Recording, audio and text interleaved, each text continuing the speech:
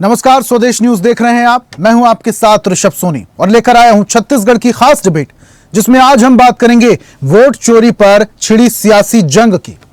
बिलासपुर में कांग्रेस का शक्ति प्रदर्शन और नारा वोट चोर गद्दी छोड़।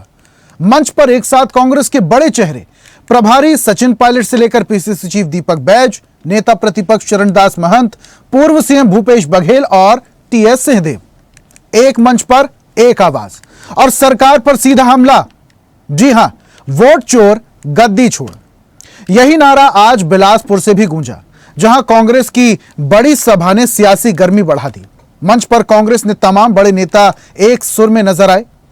कांग्रेस ने केंद्र और राज्य सरकार पर वोट चोरी का आरोप लगाया, तो वहीं सत्ता पक्ष ने भी पलटवार में कहा, सबूत दो नहीं तो एफआईआर होगी। रायपुर में डिप्टी सीएम विजय शर्मा ने कांग्रेस पर पलटवार किया। प्रेस वार्ता में उन्होंने वोटर लिस्ट में हेराफेरी के सबूत पेश किए और कहा, कांग्रेस नेताओं ने खुद दो जगह नाम जुड़वाए हैं। इतना ही नहीं, भाजपा ने उदाहरण भी गिनाए। पूर्व संसदीय सचिव विकास उपाध्याय ने कहा, जब डिप्टी सीएम खुद मान रहे हैं कि वोटर लिस्ट में गड़बड़ी है, तो यह सरकार और आयोग की नाकामी है। कांग्रेस ने चुनौती दी कि सैकड़ों ऐसे उदाहरण हैं, सिर्फ एफिडेविट मांगने से जिम्मेदारी नहीं टाली जा सकती। तो तस्वीर साफ है, एक तरफ कांग्रेस का वोट चोर गद्दी छोड़ अभियान, दूसरी ओर सरकार का पलटवार, सबूत दो वरना एफआईआर होगी।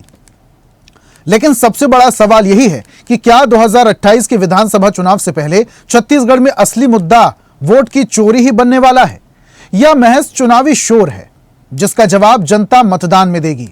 सवाल यह भी है कि क्या यह महज छत्तीसगढ़ की राजनीति है या बिहार चुनाव की रणनीति भी। चलिए पहले हम कुछ प्रतिक्रिया सुन लेते हैं।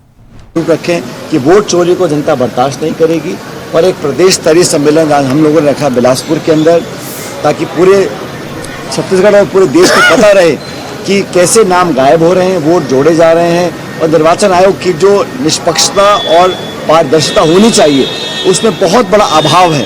तो ये एक बड़ा चुनौती का विषय है पूरे देश की जनता के लिए, हमारे गणतंत्र के लिए, लोकतंत्र के लिए, और समूचा विपक्ष राहुल जी के साथ पूरी जनता खड़ी हुई है इस बात को आगे ले जाने के लिए। आज हम लोग पूरे प्रदेश स्तरीय सम्मेलन कर रहे हैं बिलासपुर के अंदर। उसके बाद 15 तारीख से लेकर हम लोग शुरू करेंगे हस्ताक्षर अभियान, और मैं हम सब पूरे प्रदेश के नेता, महंत जी, दीपक जी, तमाम जो बाकी नेता हैं, हम सब मिलकर इस जनजागरण अभियान को अंजाम देंगे। आज भारतीय जनता पार्टी के नेता, प्रदेश के उप मुख्यमंत्री विजय शर्मा जी ने प्रेस कॉन्फ्रेंस में जो बात कही, वो इस बात से स्पष्ट हो गया कि वोट चोरी तो होता है।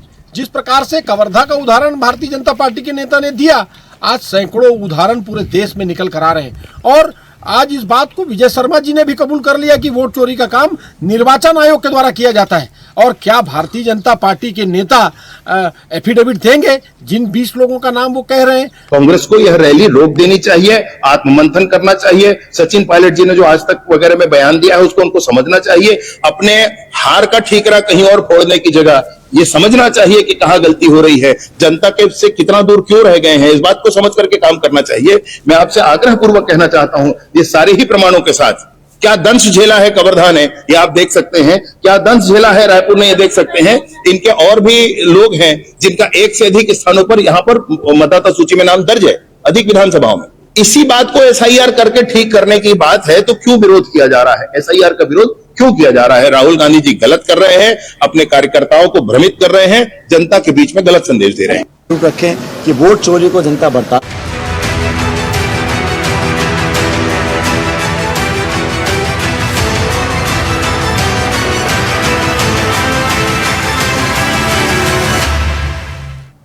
तो वोट चोर गद्दी छोड़ का नारा और छत्तीसगढ़ में चढ़ा सियासी पारा। अब लगातार बयानबाजी भी देखने को मिल रही है। विपक्ष कह रहा है कि पहले हमें लगता था कि ईवीएम कारण है हमारी हार का, लेकिन अब कारण स्पष्ट हो गया है, वोट की चोरी हुई, इसलिए हमारी सरकार नहीं बन पाई, इसलिए प्रधानमंत्री मोदी सरकार में हैं। और तो दूसरी तरफ सत्ता पक्ष की तरफ से कई सारे बयान भी इसको लेकर सामने आए, पलटवार आए। डिप्टी सीएम ने जिस तरीके से कहा, अब इसको लेकर हमारे साथ कुछ मेहमान जुड़ रहे हैं, उनसे हम चर्चा करेंगे। बीजेपी का पक्ष रखने के लिए गंधर्व पांडे हमारे साथ हैं और कांग्रेस की तरफ से प्रवक्ता अभिमन्यु मिश्रा हैं। दोनों मेहमानों का बहुत स्वागत करता हूं और इस चर्चा की शुरुआत गंधर्व जी में आपसे ही करता हूं। आप कह रहे हैं डिप्टी सीएम ने यह स्पष्ट कहा कि कांग्रेस ने ही दो दो जगहों पर नाम जुड़वाए, कांग्रेस कह रही है। लेकिन एक बात यह भी तो स्पष्ट हो रहा है कि नाम जुड़वाए चूक सरकार की भी है और चूक निर्वाचन आयोग की भी है, मतदाता आयोग की भी है। अगर कोई व्यक्ति दो जगह नाम जुड़वा ले रहा है तो इसमें किसकी गलती मानेंगे आप? देखिए, निश्चित तौर पे इसीलिए एसआईआर स्पेशल इंटेंसिव रिवीजन का जो प्रावधान है चुनाव आयोग के द्वारा वो किया जा रहा है कि जहां भी चुनाव हो 4 महीने पहले वहां पुनर्निरीक्षण कर लिया जाए कि कहीं भी इस प्रकार की चीजें तो नहीं है जिससे ये सारी भ्रामक जानकारियां डाल करके दो जगह 3 जगह जो अपना नाम जुड़वा करके रखे हैं उनको हटाने की दिशा में इलेक्शन कमीशन प्रयास कर रहा था। और इसी चीज को करते हुए बिहार में भी किया गया। जहां पर स्पेशल इंटेंसिव रिवीजन होता है वहां फिर कांग्रेस पार्टी के पेट में दर्द होने लगता है कि यहाँ पर इतने लोगों को उनके मतदान के अधिकार से वंचित कर दिया जा रहा है, ये कर दिया जा रहा है। इन्होंने जो आरोप लगाया था जिस डाटा के आधार पर जो CSDS थे महाराष्ट्र के, उन्होंने बाद में खुद कहा कि जो हमारा लोकसभा और विधानसभा का डाटा था जिसको हमने मैच करने के लिए दिया था उस व्यक्ति से त्रुटि हो गई जिसके कारण डाटा मिसमैच हो गया। तो इस प्रकार की चीजें सार्वजनिक रूप से अब सामने आ चुकी है कि निश्चित तौर पे इस पे किसी भी प्रकार से इलेक्शन कमीशन अपना काम कर रही है, सरकार प्रतिबद्ध है, चुनाव आयोग पूर्ण स्वतंत्रता से उनको जो सुधार करने हैं जैसी चीजें करनी है उसके लिए प्रतिबद्ध है और वहां काम कर रही है। और छत्तीसगढ़ में इसको करने का केवल और केवल एक ही चीज था। भूपेश बघेल जी ने आज अपने मन से क्या कहा कि कहीं भी ये मत कहो कि हम अपने वादे पूरे नहीं कर पाए तो हम हार गए, या हमारी सरकार में अच्छी चीजें नहीं हो रही थी इसलिए जनता ने हमें हरा दिया। हर जगह ये कहो कि वोट चोरी हुई तो हम हार गए। वो तो ये भी बोल रहे हैं कि भाजपा और चुनाव आयोग ने गठबंधन से सरकार बनाई, तो उनको तो ये चीज 2018 में भी कर सकते थे हम। तो फिर हम 55 सीटें क्यों जीतेंगे? पूरी 90 जीतनी चाहिए थी हमको। लोकसभा में 240 क्यों जीतेंगे हम? अब ऐसे में तो क्लियर कट सामने आ जाता ना साहब। अगर ऐसा होता तो सीधे तौर पर अब आप लोग भी तो सेफ खेलेंगे ना अगर ऐसा है तो। इस सेफ की बात ही नहीं। जब हर जगह आप देख रहे थे लोकसभा चुनाव में हर जगह जितने भी ओपिनियन पोल थे सब जगह 400 पार, 380, 350, 320 इस प्रकार के डाटा आ रहे थे। उसके बावजूद जो उचित था, जो न्याय संगत था, जो जनता का फैसला था वो सबके बीच आया है। तो कहीं से भी ये बेबुनियाद आरोप लगाना है एक तरीके से जो स्वतंत्र संस्था है जो चुनाव करा रहे पूर्ण निष्पक्षता से उनके ऊपर टोटली बेबुनियाद आरोप लगा करके अपनी हार का ठीकरा उनके सर फोड़ने का काम है। पहले ये ईवीएम रोते थे, चुनाव आयोग ने ईवीएम को बोला कि हम मशीन सामने रख दे रहे हैं, आप में कोई भी है तो आ जाइए हैक कर दीजिए।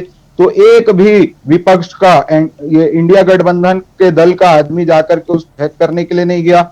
अभी फिर चुनाव आयोग ने कहा था कि आपने जो दिल्ली में कॉन्फ्रेंस की जिसमें वोट चोरी का आरोप लगाए 7 दिन के अंदर आप उसको प्रमाणित कर दीजिए, एफिडेविट में लिख के दे दीजिए, नहीं तो 7 दिन के बाद आप माफी मांग लीजिए। तो उस चीज को भी नहीं किया गया। अब कवर्धा का जो उदाहरण विजय शर्मा जी ने दिया वो तो ये दिखाता है कि 2018 में कांग्रेस जो जीती वो कैसे वोट चोरी करके जीती। कितने लोग रायपुर से, बिलासपुर से जो एक समाज विशेष के थे, जो वहां के पूर्व विधायक समाज विशेष के हैं, उनके लिए मतदान करने के लिए जा रहे थे। तो ये सारी चीजें कहीं ना कहीं कांग्रेस पार्टी को ही उनका आईना और उनका चेहरा दिखा रही है। ठीक है, आता हूं वापस से आपके पास। अभिमन्यु जी का मैं रुख कर लेता हूं। अभिमन्यु जी, बड़े आरोप आप लोग लगा रहे हैं, वोट चोर, गद्दी चोर, लेकिन अगर सबूत नहीं है तो इतना बड़ा आरोप कैसे? और अगर सबूत है तो उसे पेश किया जाए। जी ऋषभ जी नमस्कार, गंधर्व भाई को नमस्कार, आपके व्यूअर्स को नमस्कार। देखिए, सबसे पहले जो बिना सबूत की बात तो हम करते नहीं, सबसे पहले जो आरोप लगाया गया था, सबसे पहली प्रेस कॉन्फ्रेंस जो राहुल गांधी जी ने ली थी, जो बैंगलोर की एक कॉन्स्टिट्यूएंसी को लेकर के जो डेटा हमने प्रेजेंट किया था, वहां 1 लाख लगभग वोटों की विसंगति हमने दिखाई थी, बकायदा डेटा सहित किन किन लोगों के नाम ज्यादा जगह जुड़े हुए हैं, सारी चीजें हमने उस समय प्रेस कॉन्फ्रेंस के माध्यम से दिखाई थी। और अभी आने वाले समय में और एक प्रेस कॉन्फ्रेंस करने वाले हैं हम और लगातार इस मुद्दे को उठाएंगे।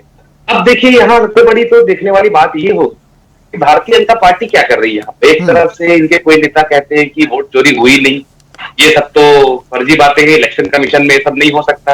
अब फिर दूसरी तरफ विजय शर्मा जी आके कहते हैं कि फलाना उस समय चुनाव में वोट चोरी हो गई थी। माने विजय शर्मा जी कह रहे हैं ना कि वोट चोरी हुई थी या वोट चोरी इलेक्शन कमीशन ने करवाई है किसी न किसी, चलिए वो कांग्रेस के ऊपर आरोप लगा रहे हैं, लेकिन मान लीजिए हमारी सरकार उस समय स्टेट में थी तो वो ये इस बात को स्पष्ट तो कर रहे हैं ना कि वोट चोरी हुई थी। अब एक और एग्जांपल बताता हूं, अभी अभी सामने आया है कि इनके जो गुजरात के रहने वाले बिहार के प्रभारी हैं, उनका नाम पटना में जो कॉन्स्टिट्यूएंसी है उसमें जुड़ा हुआ था। वहां के वोटर लिस्ट में नाम जुड़ा हुआ था, तो वो कहते हैं कि नहीं उनकी कर्म भूमि है इसलिए जुड़वा लिया। तो ऐसे कितने इन्होंने जुड़वाए होंगे, और ऐसे जो अनियमितताएं आ रही है उनका भी हाउस नंबर 0 ही था। और उसके अलावा जो इतने ABCDEFGH वाले फादर्स नेम वाले जो आ रहे हैं सामने, उसके अलावा जो बिहार में SIR किया गया, तो कोर्ट की बात करें तो न्यायालय नहीं पहले फटकार लगाई, तब वहां का डेटा इलेक्शन कमीशन ने दिया। नहीं तो पहले इलेक्शन कमीशन डेटा नहीं देना चाहती थी कि कौन कौन जो जिनको मृत घोषित कर दिया गया है, कई लोगों के सामने आए कि हमको मृत घोषित कर दिया गया है। तो ये सारी चीजें हुई। अब बात ये है कि इलेक्शन कमीशन को जवाब देना है कि ये सारी अनियमितताएं कैसे हो रही है और ये वोट चोरी की बातें सामने कैसे आ रही है। तो पहले एक तरफ भारतीय जनता पार्टी जो है इलेक्शन कमीशन की प्रवक्ता बन जाती है और उनका बचाव करती है कि नहीं ऐसा कर देती है। उसके बाद हमारे डेटा ले आते हैं जो वोट चोरी अभी बता रहे थे विजय शर्मा जी, जिसके बारे में डेटा दिखा रहे थे, तो उसके बारे में मोहम्मद अकबर जी का बयान आ चुका है। उन्होंने साफ इस बात का खंडन किया है, और अगर चाहे विजय शर्मा जी तो न्यायिक रास्ता अपना सकते हैं उसको लेकर के, उनके पास अगर सबूत है। और ये लिस्ट वो पहले भी एक बार दिखा चुके हैं। और उनके दावों की बात की जाए तो उन्होंने तो लगभग कई हजार रोहिंग्या होने का भी दावा किया था चुनाव के पहले कवर्धा विधानसभा में। आज चुनाव जीतने के बाद 2 साल से गृह मंत्री है, वो रोहिंग्या कहाँ इतने हजारों, उसका कोई अता पता नहीं है। ठीक है, दावे की बात कर रहे हैं आप, दावे की आप बात कर रहे हैं। भूपेश बघेल एक और दावा कर रहे हैं, बहुत जल्दी हाइड्रोजन बम फूटने वाला है, समझ में आ जाएगा अभी फिलहाल की सरकार को। किस तरफ इशारा कर रहे हैं? जी देखिए, मैंने थोड़ी देर पहले अभी कहा कि एक प्रेस कॉन्फ्रेंस राहुल गांधी जी ने की, और इस कड़ी में आगे भी जो है हम नया डेटा रखने वाले हैं। हमने पहले डिजिटल डेटा की मांग की थी, तो वो अभी तक के इलेक्शन कमीशन द्वारा दिया नहीं गया। जो हलफनामे की बात की थी, तो चलो हमारी तरफ से हमारी जो गठबंधन की पार्टी है इंडिया अलायंस में, समाजवादी पार्टी, उसमें हलफनामा दायर कर चुका है। उसके बाद भी आज तक ये टाल मटोल करना समझ में नहीं आता। हमको लगभग 7 फीट पेपर का बंडल दिया गया था एक कॉन्स्टिट्यूएंसी का, उसको हमको एनालाइज करने में 6 महीने लग गए। हमने मांगा डिजिटल डेटा कि आप हमें पूरे देश का डिजिटल डेटा दीजिए, यही पूरा जो सर्वे हम 15 मिनट में इसको एग्जीक्यूट कर लेंगे हमारे सिस्टमों पे, और आपको पूरी जो त्रुटियां बता देंगे कि इसमें कहां किस की जो डबल नाम है या किस तरह एक तरीके की चीजें हैं। तो ये सारी चीजें सामने, लेकिन डिजिटल डेटा देने में भी इलेक्शन कमीशन को पता नहीं क्या डर है। वो उसमें बेतुके से उसमें बहाने बनाते हैं कि बहन बेटियों के वीडियो कैसे दे दे। तो भाई वो जो वोटिंग जो रूम होता है, पोलिंग बूथ होता है, वहां के वीडियो मांगे जा रहे हैं। कोई ऐसा वीडियो तो नहीं मांगा जा रहा जो कोई प्राइवेट जगह का हो। तो इस प्रकार का इलेक्शन कमीशन का रवैया करना चाहिए। भारतीय जनता पार्टी को डिजिटल डेटा आपको सार्वजनिक कर देना चाहिए ताकि पूरी विसंगतियां दिख जाए। आप हमने जैसे बताया, आपको हमको 6 महीने लग गए एक कॉन्स्टिट्यूएंसी में, तो ऐसी सारी कॉन्स्टिट्यूएंसी का अगर हम मैनुअली करेंगे तब तो पता न जाने में कितने साल लग जाएंगे। आप देखेंगे पिछले लोकसभा में भी मामला सामने आया कि आखिरी में 5 बजे के बाद अचानक से कुछ परसेंटेज वोटरों के बढ़ गए। उसके बाद महाराष्ट्र चुनाव में विसंगतियां सामने आई। उसके बाद अब यहाँ बिहार चुनाव में विसंगतियां सामने आ रही है। कोर्ट भी टिप्पणी कर रहा है। तो भारतीय जो संविधान है और भारत का जो लोकतंत्र है, जो पूरे दुनिया में अपने चुनावी प्रक्रिया के लिए फेमस है, वहां कहीं ना कहीं सवाल उठ रहे हैं। और जो सरकार सत्ता में है और इलेक्शन कमीशन है, दोनों इसके जवाबदार है। तो इनको इस बात को बचाव करने के बजाय सवाल तो उठ रहे हैं और सवालों का जवाब गंधर्व जी देंगे भी। गंधर्व जी, पूरी बात आप सुन रहे थे, और जितने कॉन्फिडेंस के साथ अभिमन्यु मिश्रा जी भी और जितने कॉन्फिडेंस के साथ भूपेश बघेल कह रहे हैं कि बहुत जल्दी एक और हाइड्रोजन बम फूटेगा, यानी कि स्पष्ट है इतने कॉन्फिडेंस से अगर कुछ कहा जा रहा है तो कुछ कांग्रेस के पास है जिसको फिर से सार्वजनिक किया जाएगा। कुछ दिन पहले राहुल गांधी ने प्रेस कॉन्फ्रेंस की थी, डेटा सामने रखा था, उसको आप लोग नकार रहे थे। अब एक बार फिर से कुछ प्रेस कॉन्फ्रेंस होगी और कुछ और बड़ा जनता के सामने रखा जाएगा। इसका मतलब स्पष्ट है कि कांग्रेस के पास सबूत तो है। आप लोग कह रहे हैं या तो सबूत दो या फिर FIR होगी। कांग्रेस सबूत तो दे रही है, उसको आप लोग एक्सेप्ट नहीं करते। देखिए, कांग्रेस पार्टी में जब पहले इनका वो हुआ था, क्या जो प्रेस कॉन्फ्रेंस पीसी इन्होंने लिया था राहुल गांधी ने, उसमें उन्होंने एक गुरकीरत दांग को बोला कि इसका 4 अलग अलग राज्यों में वोटर आईडी है और चारों जगह इसने मतदान किया है। उसके पीछे जब मीडिया कर्मी गए उससे पूछे तो वो बताया मैं वहां पढ़ता था, फिर मैं जॉब में यहाँ चले गया, फिर मेरा यहाँ ट्रांसफर हो गया, तो मैं जहां पर रहता था उस जगह का मैं अपना आवेदन करके उसको बनवा लेता था। उसने बोला कि जब भी चुनाव हो मैं एक ही बार वोट दिया हूं जहां रहा हूं। तो उन्होंने, और फिर जब ये बताया गया कि आरोप राहुल गांधी जी लगा रहे हैं, तो उन्होंने कहा कि वो एक हारे हुए व्यक्ति हैं, उनको जनता के बीच जाना चाहिए, इस प्रकार के आरोप नहीं लगाने चाहिए। गुरकीरत डांग की बात कर रहा हूं मैं, जिसका पीसी में राहुल गांधी ने दिखाया था। अब इसके अलावा भी तो और बहुत सारी खबरें सामने आई थी गंधर्व जी। उत्तर प्रदेश में एक मकान में कई सारे लोग मिल रहे थे, जबकि असल में वहां पर कोई भी नहीं था। मुंबई में भी, महाराष्ट्र में भी ऐसी कुछ वाकया सामने आया था जब एक मकान में 80 लोग, 80 वोटर मिले थे एक ही एड्रेस पर, एक ही कमरे पर, जबकि वहां पर कुछ ही लोग रहते थे। देखिए, इसमें भी जब वहां पर उस मकान मालिक से चर्चा की गई तो उन्होंने बताया कि यहाँ पर ये फैक्ट्री एरिया है, या यहाँ पर रोजमर्रा का काम करने के लिए लोग जो आते हैं वो कुछ समय के लिए अस्थायी रूप से रुकते हैं, और वो जब रुकते हैं तो इसी को अपना वहां पर एड्रेस लिखवा करके वो इस प्रकार से डॉक्यूमेंट बनवा ले रहे हैं, इसलिए इस प्रकार की त्रुटि सामने आ रही। और इन सब चीजों को सुधारने के लिए ही तो स्पेशल इंटेंसिव रिवीजन SIR हो रहा है, और जहां SIR हो रहा है वहां भी कांग्रेस पार्टी के पेट में दर्द होता है। भाई अभिमन्यु जी ने जो बात कही कि इस प्रकार की त्रुटियां आ रही है, सरकार को साथ नहीं रहना चाहिए, तो हम तो SIR के पक्ष में हैं। और जब चुनाव का मतदान होता है, अभिमन्यु जी भी बहुत ही अनुभवी नेता हैं, उनको भी पता है कि जब बूथ के अंदर कांग्रेस के भी BLA बैठते हैं, भाजपा के भी BLA बैठते हैं, अगर किसी भी वोटर के ऊपर आपत्ति लगती है तो वहां पर जो अधिकारी बैठे रहते हैं उनको सूचना की जा सकती है, वहां आपत्ति दर्ज कराई जा सकती है। इस प्रकार की भी सुविधा चुनाव के बीच में रहती है, और वो भाजपा, कांग्रेस और जितने दल के लोग हैं उनके BLA वहां पर बैठ के इन चीजों को कर सकते हैं, इसमें कहीं कोई दिक्कत नहीं रहती। उसके बावजूद भी इस प्रकार का आरोप लगाना ये प्रमाणित करता है या तो कांग्रेस पार्टी जिन BLA को अंदर बिठाती है वो BLA उनके कार्यकर्ता नहीं होते, शायद पेड वर्कर होते जिन पे वो भरोसा नहीं कर पा रहे, कि या तो उन्होंने ईमानदारी से काम नहीं किया, जो बूथ लेवल एजेंट थे उनके। तो बहुत सारी चीजें हैं इसमें, और हम के पक्ष में है कि SIR होना चाहिए।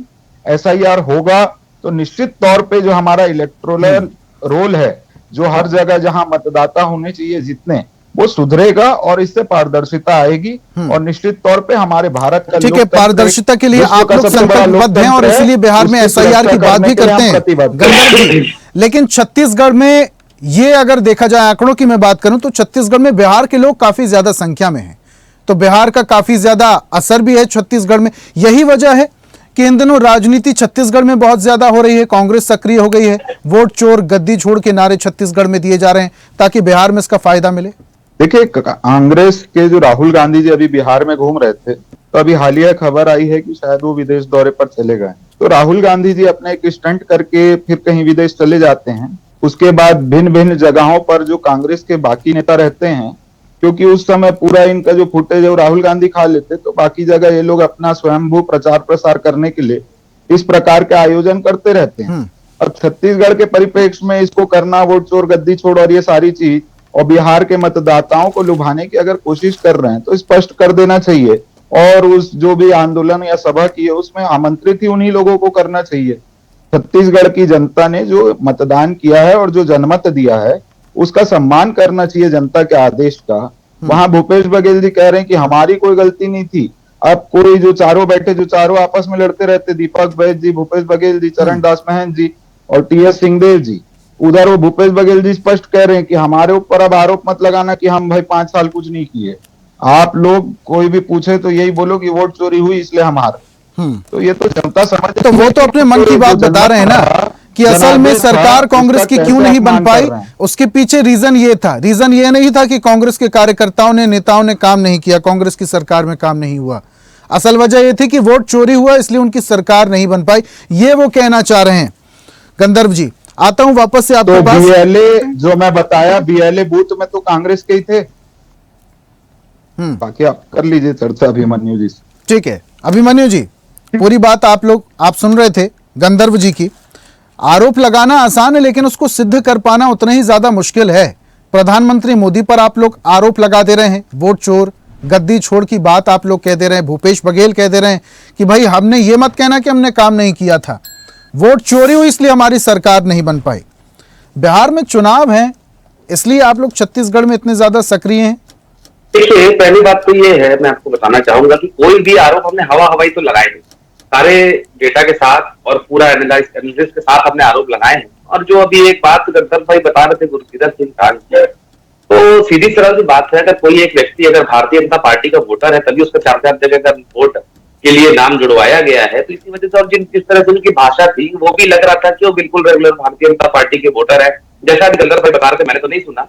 लेकिन उसके अलावा बात यह है कि अगर वोटर आईडी नई जगह बनाई जाती है, चलिए ठीक है, आप बता रहे कई लोग नई जगह जाके जुड़वा लेते हैं नाम, तो क्या ये इलेक्शन कमीशन की जिम्मेदारी नहीं है कि अगर एक व्यक्ति दूसरी तरफ नाम जुड़वाता है तो अगर पिछली जगह नाम उसका है तो डेटा में उसको मैच करके उसको उस जगह से नाम हटाया जाना चाहिए। देखिए 4-4 जगह वो कह तो रहा है मौखिक रूप से कि मैंने वोट एक ही जगह डाला है, लेकिन वो 4 जगह कायदे से वोट डाल सकता है, ये बात है। तो ये इसी सारी त्रुटियों कंफ्यूजन की को बात खत्म है। करने के लिए तो बीजेपी चाह रही है कि एसआईआर आए। तो हाँ, वही मैं बोल रहा था, एसआईआर के जो प्रक्रिया पे कोई बात नहीं है, एसआईआर जो उसका उद्देश्य के लिए कोई बात नहीं है या उसके उद्देश्य पे कोई सवाल नहीं है, लेकिन जो प्रक्रिया जिस प्रकार से की जा रही है उस पे हम सवाल उठा रहे हैं। और हम भी क्या उठा रहे हैं, कोर्ट भी सवाल उठा रहा है एसआईआर के ऊपर। तो जो ये लोग लिस्ट नहीं देना चाहते थे, कोर्ट ने जब फटकार लगाई उसके बाद इन्होंने लिस्ट दी, जो जितने लोगों का नाम इन्होंने काटा था जो कि मृत हो चुके हैं। और इस बार के एसआईआर में पिछले बिहार में अगर जो डेटा को देखा जाए तो पिछले कई साल में जो इतने सारे लोग दशकों में नहीं मरे, वो अचानक से इतने सारे लोग मृत हो गए इस समय में। तो ये सारे सवालों के घेरे में आए और कोर्ट ने भी इन पर सवाल पूछा है उस एसआईआर के ऊपर। तो अगर एसआईआर का जो उद्देश्य होता है उस हिसाब से अगर सही चीजें हो तो कोई समस्या नहीं है, लेकिन जो लोग आके सामने कह रहे हैं कि हम तो जिंदा है फिर भी हमारा नाम काट दिया गया, तो सवाल तो होंगे। और वही सवाल विपक्ष ने पूछे, वही सवाल जो है आज कोर्ट भी पूछ रहा है। और चाहे भारतीय जनता पार्टी पूरी तरह से गिर चुकी है, कभी आरोप लगाती है कि कांग्रेस पार्टी भी वोट चोरी करती है, फिर ये बोलते हैं कभी कि नहीं वोट चोरी ऐसी कोई चीज हुई ही नहीं। तो ये स्पष्ट कर देना चाहिए भारतीय जनता पार्टी को कि वो क्या इलेक्शन कमीशन का बचाव कर रही है, या अगर ऐसा नहीं है तो उनको इलेक्शन कमीशन को आगे आना देना चाहिए और उसको उसका जवाब देना चाहिए। और पूरा दूध करूं तो पानी का पानी हो जाएगा। और सारे चुनाव जो अलग अलग हो रहे हैं उसमें जो लगातार सवाल उठ रहे हैं, चाहे महाराष्ट्र चुनाव की बात करें, चाहे और चुनाव की बात करें, चाहे हमारे केंद्रीय चुनाव की बात करें, इन सब चीजों पर विराम लगना चाहिए, क्योंकि इस प्रकार की अगर बातें होंगी तो पूरे दुनिया भर आपके में सवालों का विजन तो क्लियर है, अब तो क्लियर है। अब ईवीएम और वोट चोरी में कुछ कंफ्यूजन तो नहीं? देखिए, हाँ, मैं बिल्कुल, आपने अच्छा याद दिलाया, ईवीएम की भी बात मैं करने वाला था। अभी कोर्ट के सामने में जब एक ईवीएम मशीन खोली गई, हमने कुछ दिन पहले एक न्यूज पढ़ रहा था, तो उसमें जो हारा वो प्रत्याशी था वो जीत गया। जब वापस से सामने में उसको कोर्ट के रूम में किया गया वापस से उसका निरीक्षण, तो ये सारी चीजें ईवीएम को लेकर भी सामने आ रही हैं। तो ये अनियमितताएं जो है इतने समय से, आज जो 75 साल देश की आजादी के 75 साल से ज्यादा हो चुके हैं, सिर्फ इन 10 सालों में क्यों सामने आ रही है? और पहले भी ऐसा नहीं है कि मोदी जी ने सवाल नहीं उठाया, मोदी जी ने भी चुनाव आयोग के ऊपर 2013 में सवाल उठाया था, तब तो उनसे हलफनामा नहीं मांगा गया था और बाकायदा उनके सवालों के जवाब भी दिए गए थे। लेकिन आज अगर कोई विपक्ष सवाल करता है तो उल्टा अटैक विपक्ष के ऊपर किया जाता है, वो वोट अबाउटरी, जो उनके ऊपर आरोप लगा दिया जाता है, 30, 40, 50 साल पहले की बात की जाती है। लेकिन आज जो सवाल पूछा जा रहा है उससे सरकार भी भागती है और जो एजेंसियां हैं वो भी भागती है, चाहे उसको ईसीआई की बात करें, से जो शिकायत थी वो शिकायत ईवीएम से नहीं रही, की बात करें, वो शिकायत शिफ्ट हो गई है, वोट चोरी पर आ गई है। नहीं, देखिए, मैं अभी वही बताया जो कोर्ट का मामला आपको बता रहा था ईवीएम का, जिसमें डिसीजन चेंज हुआ।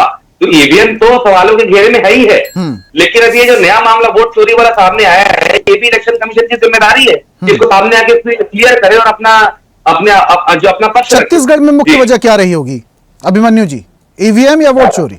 अभिमन्यु जी, छत्तीसगढ़ में हम तो कह रहे हैं डिजिटल डेटा हमें दे दीजिए। हम तो कह रहे हैं हम 15 मिनट में पूरे देश का हिसाब किताब जो है वो बताकर दे देंगे आपको, जैसे कि बैंगलोर की एक चीज के ऊपर हमने सर्वे किया है। और डिजिटल डेटा का आखिरी कमेंट गंधर्व जी से, चुनाव आयोग डर रहा है तो हम गंधर्व जी से आखिरी कमेंट। गंधर्व जी, अब सिर्फ ईवीएम नहीं, अब वोट चोरी पर भी सवाल है, और ये बड़ा सवाल है वोट चोरी का, क्योंकि देश भर में इसको लेकर कांग्रेस जो है आक्रोशित हो रही है।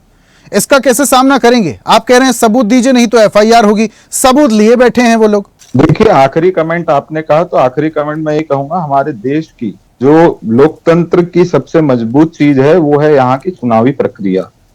उसको अगर प्रभावित करेंगे या किसी प्रकार से उसको बदनाम करने की कोशिश करेंगे तो उचित नहीं। जहां आपकी सरकार बन गई वहां अच्छी है, जहां नहीं बनी वहां बुरी है, जहां भारतीय जनता पार्टी आ रही वहां बुरी है, जहां इनकी गठबंधन की सरकार है वहां अच्छी है। तो ये चीज जनता भली भाली समझती है। और जो इलेक्शन कमीशन को एक डाटा है मेरे पास कि हर बार, ये मैं डाटा ऊपर का है, इसको दर्शक भी देख पा रहे होंगे कि ये डाटा है सन 1950 से 2009 तक के जितने भी इलेक्शन कमिश्नर बने, जितने भी, उन सबको या तो पद्म भूषण, पद्म विभूषण, बड़े बड़े पदों में नियुक्ति कांग्रेस पार्टी के द्वारा दी गई। तो ये जो इस प्रकार के आरोप हमारे ऊपर लगा रहे हैं, इनको खुद झांक लेना चाहिए कि इन्होंने क्या किया। जो ये 75 साल की बात कर रहे थे, जो ईवीएम मशीन की बात ये कर रहे हैं, तो ईवीएम का मैंने आपको बताया कि 2 महीने तक का समय दिया चुनाव आयोग ने कि आप आ जाओ बता दो। फिर ये जो बात करें 7 दिन का समय दिया चुनाव आयोग ने कि आप इसके तथ्य दे दो, एफिडेविट में लिख के दे दो। तब अब कुछ कोर्ट नहीं का भी करना तो है। जिक्र सिर्फ कर रहे हैं प्रदेश वो। में, कोर्ट में देश जब में ईवीएम common मशीन को power। खोला गया, समाजवादी पार्टी ने ईवीएम एफिडेविट दे चुका मशीन है, का जो रिजल्ट हमारे था वो नेक्स्ट अलग पार्टी था। को दे चुका है। कोर्ट में जो बता रहे हैं वो उसकी क्या जानकारी है, किस तथ्य के आधार पे कौन से ईवीएम है, उसको भी प्रमाणित करना चाहिए। या तो कोई डाटा अगर मेरे को बता पाएंगे तो उसकी जानकारी मेरे पास है नहीं अभी उपलब्ध। तो इनकी बातों पे भरोसा करके तो ऐसा नहीं हो सकता कि मैं उसको मान लूंगा।